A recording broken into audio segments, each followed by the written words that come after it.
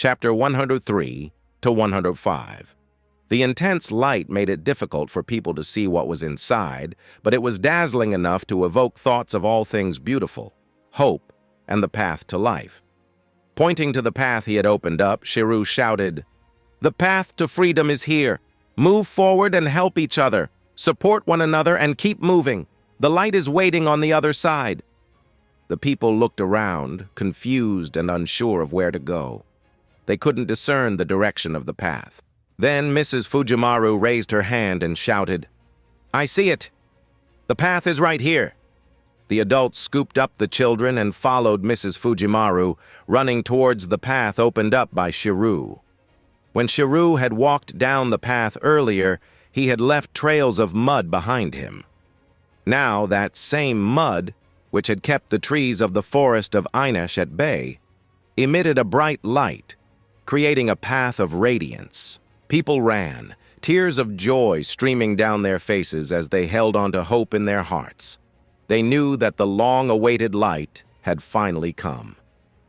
Mrs. Fujimaru, the leader, turned her head and gazed up at Shirou, who stood tall in the sky like an angel of light, with a solemn expression on his face.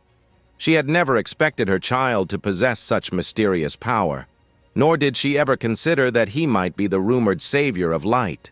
She could only think of the heavy burden on her small child's shoulders, a burden that represented both the despair and hope of life.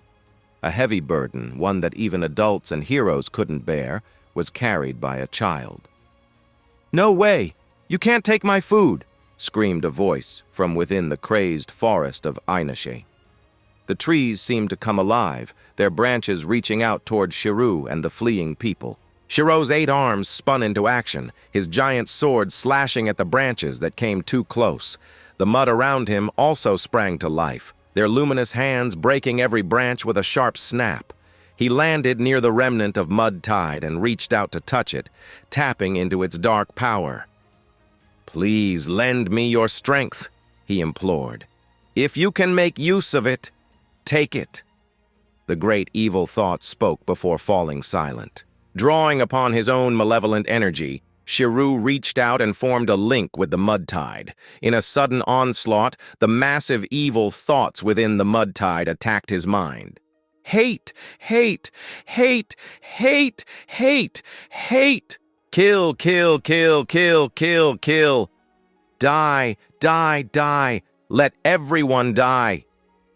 This overwhelming malevolence was of an entirely different nature from all the world's evil. A massive force of hate and destruction intertwined into a single intention, surging past the defenses of all the world's evil and slamming into Shirou's heart like a colossal hammer. "It's like a burning flame of passionate intensity," Shirou remarked. "A burning flame of passion?" "You misunderstand," the malevolent thoughts retorted. "This is not passion, but rather my deep-seated hatred and repulsive evil." "What are you saying? Are you denying yourself? Your hatred and malevolence are rooted in a deep-seated love, aren't they? Even someone like me, who's only just met you, can sense it easily. So why deny yourself this profound emotion?" Shirou argued. What are you talking about?" "If we get the chance, we can talk about your story. I'll listen carefully to your profound love," Shirou promised. "But for now, I need your strength." The malevolent thoughts fell silent. Drawing upon his own black mud, Shirou commandeered the mud tide and launched an attack on the forest of Einish. However, he could not absorb the evil of the forest. It was not a human being, but a creature whose actions couldn't be judged by human standards of evil. Its so-called evil was simply its instinct to hunt. "Help! Help me!" a panicked voice cried out. Shirou heard frantic cries for help and looked over to see the forest of Einish's countless branches taking advantage of the situation to extend into the radiant path, snatching up a few helpless children. Taking control of the mud tide, Shirou shaped it into a blade of mud and began slicing off the branches one by one. Then, spreading his wings, he soared over to catch the terrified children as they fell. "Savior of the light! Savior of the light! The people shouted with fervor, their hearts brimming with hope and joy. The Edelfelt family will reward you, one of the children, Luvia, stammered. Despite her paleness, she retained her noble composure and spoke with dignity. Shirou simply replied, "Your safety is the greatest reward for me." Luvia was stunned. "Are you Fujimaru Shirou?" she asked in disbelief. "It's Shirou," Shirou confirmed, a small smile playing at the corner of his lips. Gently, he put the children back on the ground and then flew up again, ready to face the next challenge. With a wave of his hand, he directed the mud tide to rush into the radiant path twice, strengthening the defense against any further attacks from the forest of Einash. Turning around to face most of the forest's attacks, Shirou took a deep breath and braced himself for the onslaught. As the people reached the end of the path, their faces turned pale as they looked down at the dizzying height of 3,000 feet above the ground. Unsure of what to do, they huddled together, seeking comfort in each other's presence. It was then that Arcade flew over, manifesting a giant bird that glided gracefully through the air. "Come on, I'll take you down," she called out to the frightened people. Seeing her with her golden hair and white wings, the people thought she was an angel, a companion of the Savior of the Light. Grateful and relieved, they took their children and hurried towards the big bird, eager to escape the danger of the forest of Einasha. Mrs. Fujimaru's gaze fell upon Shirou, who was battling the forest of Einashe with a heavy heart and hesitance. Tosaka Aoi reached out to her and said, "Let's go, Mrs. Fujimaru. Please trust him, for he is the Savior of the Light." "I feel heavy-hearted precisely because he's the Savior of the Light." Mrs. Fujimaru trailed off, her heart aching at the thought of her child. After all, he was just a boy, and knowing that he carried such a heavy burden at such a young age only added to her sadness. Aoi pulled Mrs. Fujimaru onto the back of the giant bird. Sakura clasped her hands in front of her chest and prayed silently, "Brother, you are a great hero, so you will definitely succeed." Driving the giant bird, Arcade turned her head to look at Shirou, who was battling the forest of Einasha with a complicated expression. He protects, guards, and saves people. How could Roa of this era have changed his nature? She lacked an answer, but she commanded the bird to bring everyone to safety on the ground. After ensuring the others' safety, Shirou willed the mud to pry apart forest's branches and soared out of the floating island. The forest's never-ending branches reached for him, and black hands sprouted on the mud giant's arm that supported the island, grasping and consuming the branches one by one. Upon exiting the floating island, Shirou went inside the 60-meter-tall mud giant and hacked with full force. His hand brimmed with infinite evil, stretching out into an extremely thin line of over 10,000 meters, slicing through the air like a blade toward the floating island. Rumble, rumble, rumble, rumble, rumble. The boundless evil in Shirou's grip engulfed the forest of Einash's reality marble, slicing through the floating island in half and cleaving a path across the ocean. He had unleashed the same technique he employed months ago to slash through Gilgamesh's Vimana from the seabed. This attack embodied his ultimate evil and bore the name Heaven's Edge. Monster! On the ground, the executors and local exorcist families of Japan gasped in awe and horror. The sight was too shocking and dreadful. A sword that cleaved the floating island in two, and a sword that rent the ocean for 10,000 meters. This was the Heaven's Edge. Shirou was on the brink of destroying the forest of Einasha and the floating island when his body suddenly jerked. Sensing like Shirou, Arquaid, Magi, executors, and exorcist families all turned their heads towards the outskirts of Miyama town, feeling an indescribable chill. Mighty magical energy erupted from Mount Enzu and shot straight into the sky. The Holy Grail! Shirou was greatly shocked. There was no mistaking it. This magical energy was coming from the Holy Grail. But the Holy Grail War had already come to an end. Shirou had successfully taken the crystal and handed it over to Ilya and her group. The Mages Association and the Church had sealed the Holy Grail ritual system, which meant it should not be able to activate again. However, the magical energy in the air was unmistakably the Holy Grail's. Shirou could sense it, having been exposed to its power before. The same source that had given birth to the evil within him. A crackling sound filled the air as Mount Enzo's magical energy surged out and shot straight up into the sky, tearing a massive hole through the fabric of the sky that led straight to the void. Zepia Eltnam Oberon stood atop Mount Enzo, his eyes fixed on the gaping hole in the sky. He threw his head back and laughed, a wild, uncontrollable sound that echoed through the mountains. As a prominent alchemist of the clock tower, Zepia had once loved humanity deeply.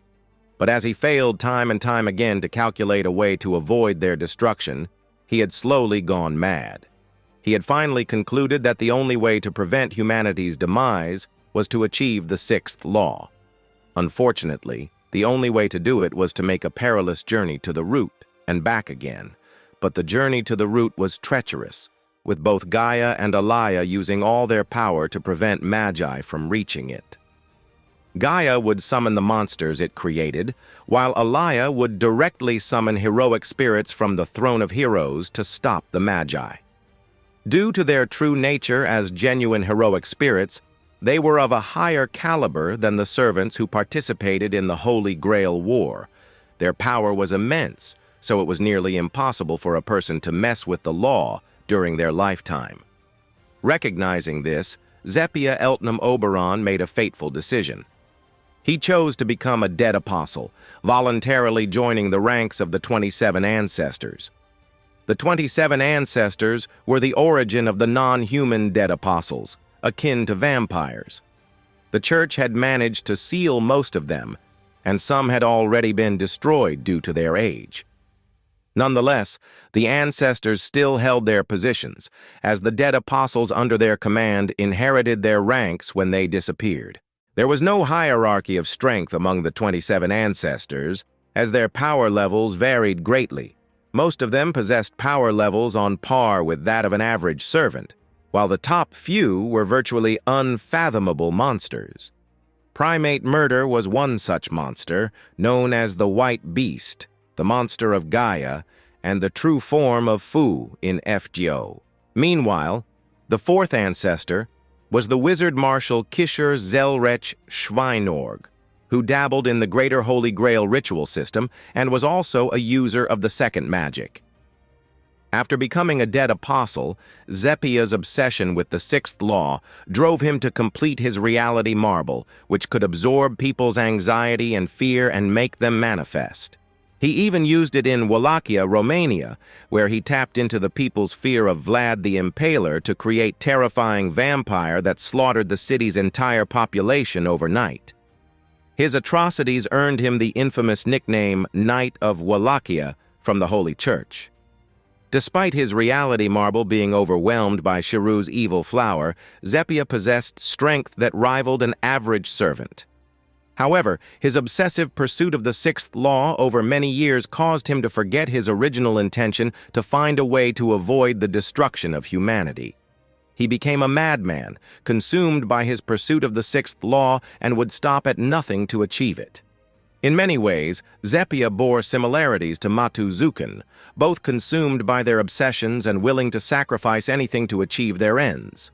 Initially, Britain was the ideal location for experimenting with the sixth law, as it was considered equivalent to the umbilical cord of the world. However, the clock tower's headquarters were situated there, and the second magic user was known to frequent the area. As a result, Zepia decided to give up on it. A few months ago, he discovered that the third magic of the Einsburn experiment had been achieved in Fuyuki City, but it had been used to reverse life and death by someone else. Although Zepia wasn't interested in the third magic, he was fascinated by the ritual system that had been used to achieve it. He only needs to borrow the ritual system of the third magic and use the lingering aura of the connected law to create a hole in the space. However, What truly left him feeling depressed was the realization that there was a being in Fuyuki City with the ability to absorb evil, which greatly weakened the effectiveness of his reality marble. In order to avoid making any hasty decisions, he decided to employ some minor tactics. For instance, he caused the manifestation of the Forest of Ainasha in Fuyuki City, interfered with the Holy Church's surveillance, and incited chaos. These strategic moves helped him lead the individual who could absorb evil away from his location, ultimately minimizing the threat to his plans. Zephia saw an opportunity to unlock the seal of the third magic's ritual system. He decided to use the residual ritual energy of the third magic that had not yet dissipated to open the hole that would lead him toward the sixth law. Ha ha ha! The sixth law! The sixth law! He exclaimed, looking at the expanding hole in the sky with a fanatical expression. This was his lifelong pursuit, and he could hardly contain his excitement. Zephia took flight and rushed towards the hole, determined to reach the goal he had been pursuing. However, there was someone who was faster than him. The void's gaping maw widened relentlessly, a black hole of destruction that seemed to swallow everything in its path. The swirling clouds above were drawn towards its insatiable hunger, sucked into its depths with a terrifying force. As the winds grew stronger and more violent, Miyama Town's buildings began to crumble and break apart, their shattered remnants hurled into the abyss above. "What in the world is happening?" asked a terrified bystander. "Is this the end of the world?" Another gasped in disbelief, staring at the horrific scene unfolding before their eyes. Panic and terror gripped the people, their screams echoing through the air as they scattered in all directions. "It's the end of the world!" someone cried out, their voice laced with desperation. The sky had been ripped apart by a massive hole, its powerful suction threatening to swallow everything in its path. Amid the chaos, a young girl's demeanor suddenly changed. Her once lively eyes became flat and dull, seeming to reflect the very essence of the void itself. Gazing up at the gaping maw in the sky, she whispered with an eerie calmness, "The void has been opened. It will devour all existence." As panic and chaos spread throughout the exorcist families, executors, and magi, the situation became even more dire. The root's hole had been opened, but not in a way that anyone had anticipated. This hole was an unseen force, an invisible manifestation that threatened to consume all tangible things and blur the boundaries between them, creating a state of primordial chaos and nothingness. How could this be happening? People asked in shock, their voices laced with fear and despair. The situation had spiraled beyond control. Amid the chaos, Shirou remained calm, his expression stoic as he gazed up at the hole in the sky over Miyama Town. In the next moment, his body began to shift and contort, transforming into a towering giant made entirely of mud. He deftly manipulated the giant's massive hands, causing them to seize hold of the floating island that had been sundered in two, then lifted the construct high into the air and flew towards the gaping hole in the sky. The void would not close until it had devoured enough tangible things, and Shirou knew that he had to act quickly. He decided to use the floating island, which had been created by the Forest of Ainasha, to block the void's insatiable hunger. "You can't go there! You can't go there! You can't go there!" the forest cried out desperately. "Let me go! Let me go!" The Forest of Ainasha was terrified at the thought of Shirou attempting such a dangerous feat, and its voice echoed in his mind, pleading with him not to go. Even the forest sensed the impending danger and felt the fear that the void represented as the embodiment of all things that had been and would be erased from existence. Shirou remained resolute and pushed the floating island towards the void, his eyes fixed on the gaping maw in the sky. The people on the ground looked up in awe and terror at the sight of the giant and the enormous island hurtling toward the void. A brilliant light flared up, bathing the area in radiance. "No! You can't go there! Don't go!" Mrs. Fujimaru cried out in anguish as tears streamed down her face. Arcade Bruna stood sword upwards, chasing after Shirou. "You're not going anywhere, Roa! Let me go! Let me go!" The forest of Einash's screams echoed through Shirou's mind, but his resolve did not falter.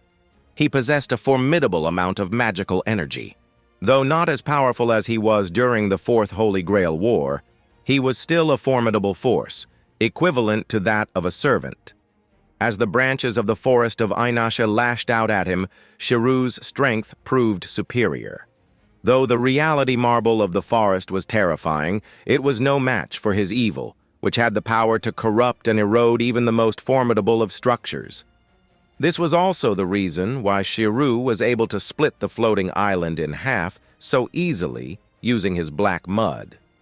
The branches of the forest of Einasha loomed over him, but he summoned his mud giant, which quickly formed countless black hands to break the branches one by one. "You're risking your life! You're the one who's going to die!" the forest shouted. Shirou remained determined. "No, only you will die. Why go this far? Why are you doing this? You're evil, and you're going to die!" The forest continued to protest. "Because this is my home!" Shirou's voice rose with anger. "You bastards want to destroy my home! No! No, no, no, no, no!" The Knight of Wallachia watched in horror as Shirou forced the forest of Einasha towards the void. His face turned pale as he screamed, "That's my sixth law! You can't destroy my sixth law!" Zepia flew towards the void in a frenzy, but one of Shirou's black hands sent him flying. He spun like a meteor before crashing onto Mount Enzu.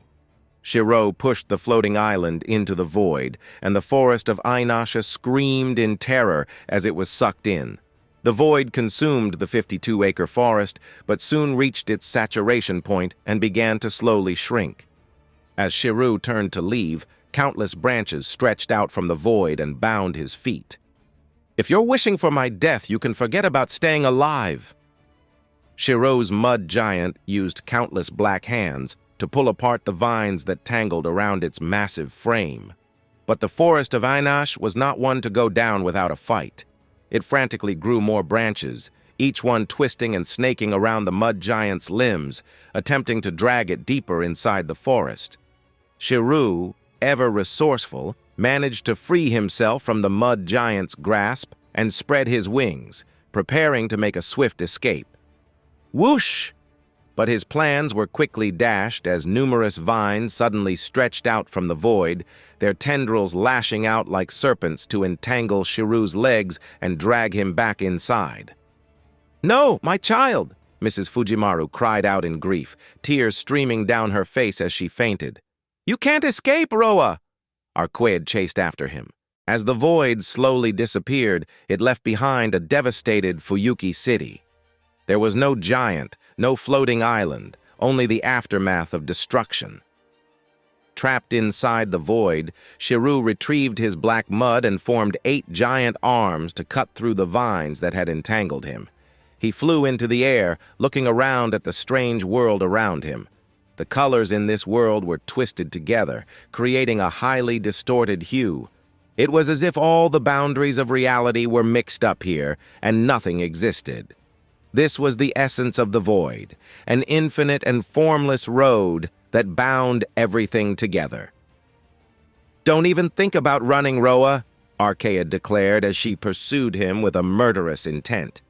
Shirou glanced at her and sighed. "You're really a fool." "What?"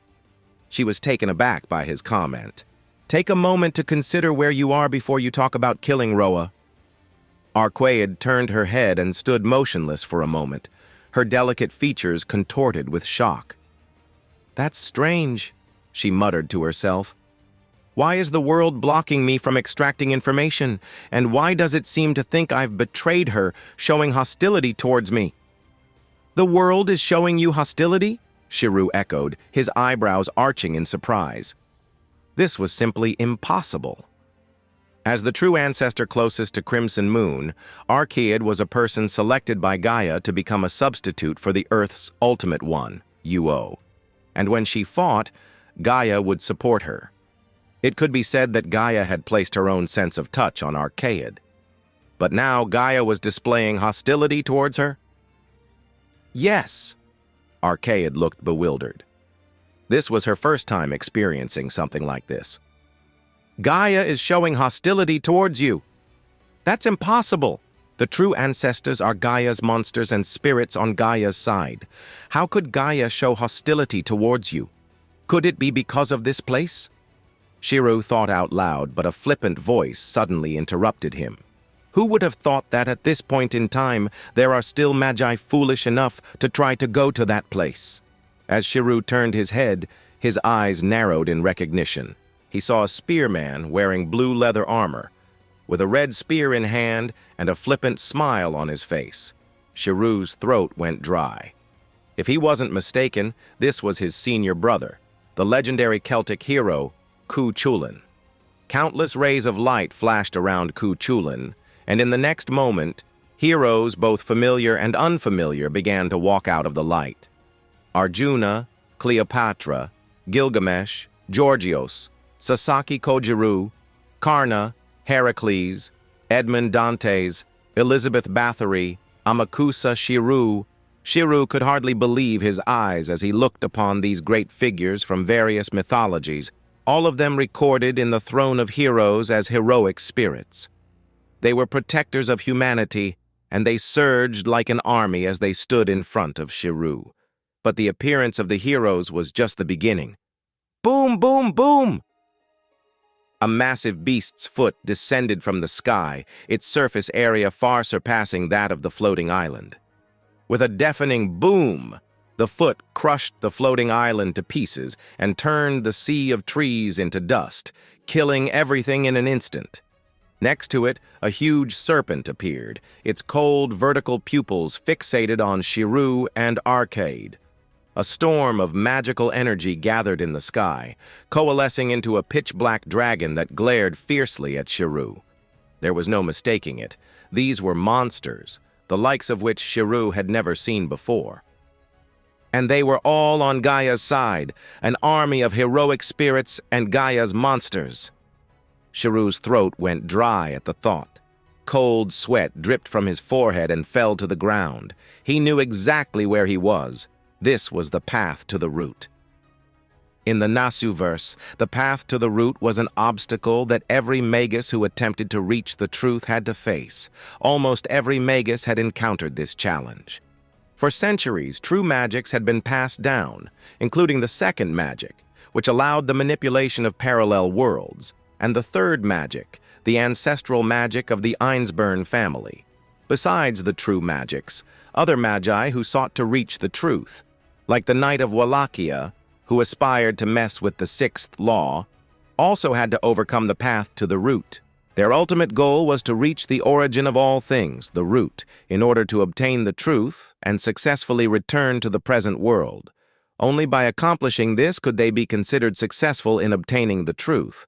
Throughout the Age of Gods to the present day, nobody had successfully challenged the path to the root. Some may have attempted to do so, but none of them had been able to leave after entering the root. In addition, both of the two counterforces, Gaia and Alaya, were determined to prevent any existence from reaching the root in any form. As a result, the path to the root was rife with the heroic spirits of Alaya and the monsters of Gaia. Challenging the monsters of Gaia and the army of heroic spirits of Alaya with human bodies was almost impossible. To break through the path to the root, either Gaia and Alaya had to allow it willingly, or one had to possess the power of a foreign god to forcefully penetrate it. Of course, there were also anomalies like Manaka, who were already connected to the root since their birth. Apart from that, anyone who wanted to reach the root had to go through the path to the root, which was a suicidal mission. Therefore, Wallachia Knight's attempt to reach the sixth law was simply wishful thinking. Those who dared to challenge the path to the root would have the army of heroic spirits and monsters of Gaia released upon them. Just like how they killed the forest of Einashe in less than a second, they would kill anyone who tried to cross the path to the root and scatter their ashes. And Knight of Wallachia was causing Shirou great trouble at this very moment. As Shirou gazed upon the vast army of heroic spirits and Gaia's monstrous creations, sweat trickled down his forehead. Initially, he had believed the whole to be a mere wonder, perhaps some kind of displacement phenomenon. However, to his surprise, it turned out to be a path leading to the very root itself. Unlike servants, who were mere manifestations of their true selves, these heroes were their original flesh-and-blood bodies recorded in the Throne of Heroes. And as for the monsters, they were not the weak beasts and familiars, but genuine creatures of Gaia. When it came to summoning heroic spirits, knowing how to perform the ritual was paramount.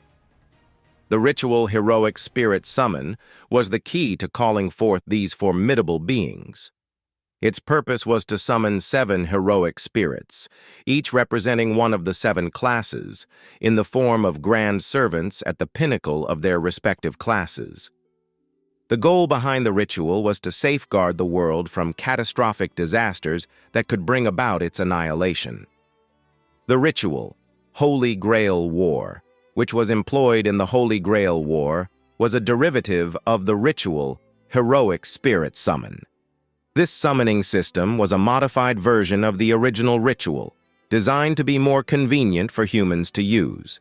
The relationship between servants and heroic spirits was akin to that of a clone and its original body.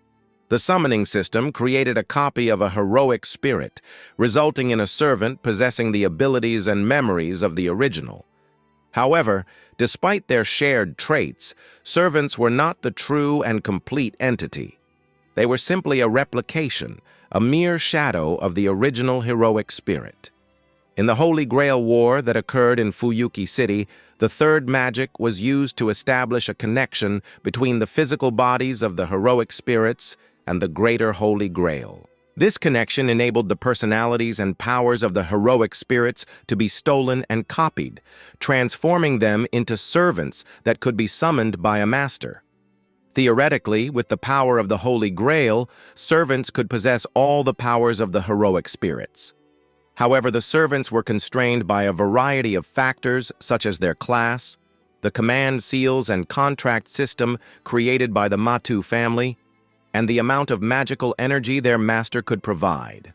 These constraints weakened the servants to some degree, limiting their potential.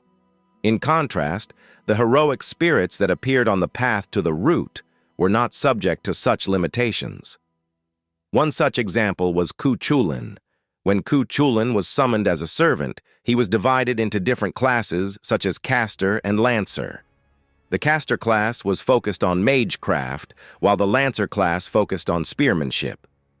However, in his original form, the heroic spirit Ku Chulin possessed all of these skills.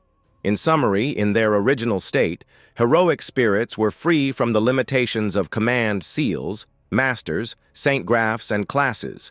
They were a combination of all their different classes, such as Caster and Lancer, mixed together. As a Lancer, Diarmuid Uadwibni was only permitted to use 2 of his noble phantasms, Gai Derg and Gai Buide, that were deemed suitable for the class. However, in his original form, he had access to all of his spears and other weapons without any restrictions imposed by his class or Saint Graf. This realization sent a chill down Shirou's spine. He could feel a cold sweat breaking out on his forehead and his throat going dry. Despite his status as a demi-servant and his impressive abilities in the real world, he couldn't help but feel inadequate in the face of such power. Karna and Arjuna were prime examples of truly exceptional beings. In particular, Karna was considered a match for the likes of Gilgamesh and Rama in terms of his prowess and significance. However, despite the overwhelming might of heroic spirits, Shirou stood his ground. He knew that his life was at stake and that he had to do whatever it takes to survive. Without a moment's hesitation, Shirou unleashed all of his mud, the substance spilling out from behind him and forming a massive black wave. With a thunderous roar, the mudslide rushed forward, hurtling towards the approaching army like a stampede of wild beasts. Splash! Boom! Boom! The mudslide surged towards the army of heroic spirits and the monster of Gaia, resembling an unstoppable ocean. While the others remained motionless, Karna swung his divine spear, supported by Alaya's endless magical energy, and unleashed the power of the Divine King. Instantly, an endless sea of flames surged forth and collided with the oncoming mudslide. Boom, boom, boom, boom, boom! As the black ocean collided with the sea of flames, the world was plunged into chaos and divided into two halves. Shirou was taken aback by Karna's incredible strength as a heroic spirit. The mudslide and the sea of flames clashed briefly before being forced back. In an attempt to block the army, Shirou focused his energy on the massive mudslide until it began to take on a monstrous shape. With a roar, the mudslide transformed into a towering mud construct, its massive frame looming over the battlefield like a giant.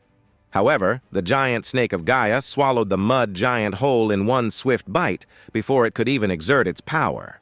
Shirou watched with a smile as the mud giant was consumed by the serpent, its body disappearing into the creature's gaping maw. But suddenly the serpent began to writhe and thrash in agony. With a sickening thud, the serpent collapsed to the ground, its body lifeless and still. Thick curses clung to its skin, and black ooze began to seep from its eyes, nostrils, mouth, and body crevices. The giant serpent disappeared, but in the next moment, it was reborn. Undead? No, it's more like a rebirth. All the monsters here, once they're killed, will come back to life, Shirou exclaimed, his eyes twitching with disbelief. He swiftly took control of the black mud, shaping it into giants and grabbing Archaeid as they ran. In the next moment, Arjuna's bow sang through the air, its taut string releasing a thunderous roar as he drew it back with all his might. With a fierce cry, he unleashed an arrow that glittered with a blinding light, imbued with the power of a destroyer, a noble phantasm with an A+ rank. The arrow struck Shirou's shield with a resounding clang, but the shield proved no match for the arrow's destructive force. The arrow pierced through the shield and plunged deep into Shirou's abdomen, causing him to stagger back with a cry of pain. But even as the arrow wreaked havoc on his body, the evil mud churned and repaired his wounds, knitting flesh and bone back together with unnatural speed. With a fierce glint in his eye, Shirou turned around and raised his hand, calling forth his projection. In an instant, multiple counterfeit noble phantasms materialized. Without hesitation, he launched them at the army of heroic spirits. Each weapon streaked through the air like a shooting star, leaving a trail of cold light in its wake. Shirou had intended to catch the army of heroic spirits off guard by utilizing his broken phantasm. However, as he prepared to do so, Karna waved his spear, and an endless sea of fire engulfed all of Shirou's counterfeit noble phantasms, turning them into dust and rendering them completely useless. It was no surprise that Arjuna and Karna were incredibly strong, even among the multitude of powerful heroic spirits. They were at the pinnacle, possessing extraordinary strength that was enhanced by their original heroic spirit form, granting them access to all the skills and power they had in life. In a one-on-one fight, Shirou had no chance of winning against them. Moreover, at this moment, due to Alaya, they were blessed with endless magical energy, making the situation even more treacherous than when Shirou faced Gilgamesh. Karna simply released his magical energy, effortlessly clearing away the mud tide and the weapons projected by Shirou. Other than that, he stood in place with a calm expression, showing no other signs of movement. Sensing that something was amiss, Archaeid momentarily set aside her desire for revenge and instead used Marble Phantasm to duplicate the monsters of Gaia, blocking their attacks and launching an offensive against the army of heroic spirits. However, their defense proved to be short-lived. These true mythological heroes were no longer threatened by death and were blessed with the endless magical energy of Alaya, allowing them to attack without any worries. The strength they displayed now was several times greater than what they possessed in life. Shirou and Archaeid were exhausted from defending themselves, especially Shirou. He had already tried to manipulate the black mud, but it proved to be of little use. His mud was like an elephant against an army of heroic spirits that were like a swarm of ants, each one capable of slaying elephants. Even the thought of running away did not have time to surface. Just then, golden rain began to fall from the sky. Shoo, shoo, shoo, shoo, shoo, shoo! The rain of weapons fell relentlessly, dividing the battlefield in half as swords, spears, knives, and other precious noble phantasm rained down from the sky. Out of the pillar of light, the familiar yet unfamiliar figure of the Golden King emerged, revealing his back to Shirou. "Leave now, mongrel. Let me see how long you can continue to struggle," said the Golden King. "Your words are as venomous as ever," replied Shirou helplessly, letting out a small laugh before turning to run with Arcade. There was no doubt that the Golden King was the original heroic spirit recorded in the Throne of Heroes. Before leaving, Shirou used his wisdom of mortal ability to enhance the Golden King's power and weaken a portion of the army of heroic spirits. That's unnecessary," Gilgamesh scoffed. He glanced briefly at Shirou's back before opening the door of Babylon. Countless noble phantasms poured out like a cascade of stars, lighting up the battlefield. "Don't you even think about dying on me, you mongrel. Otherwise, those eyes of yours will become my treasure."